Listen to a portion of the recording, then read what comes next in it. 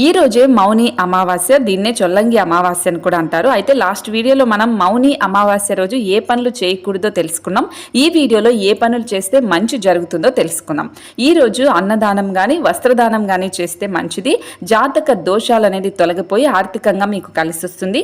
అలాగే ఉదయం నిద్ర లేచి తలస్నానం చేసి వచ్చిన తర్వాత ఇంటి గుమ్మం దగ్గర లేదంటే నైరుతి మూల ఇప్పుడు నేను చెప్పే పరిహారాన్ని చేయండి.